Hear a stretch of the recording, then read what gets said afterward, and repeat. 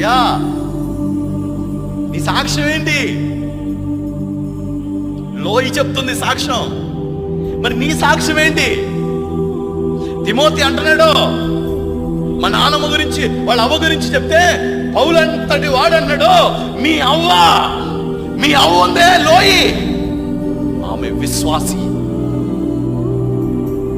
మామూలు ఆవిడి కాదు, ఆవిడి విశ్వాసిరాలు, ప్రార్థనా పర్రాలు, అవిశక్తురాలు, ఆత్మలో తీవ్రత కలిగింది ఆవిడి.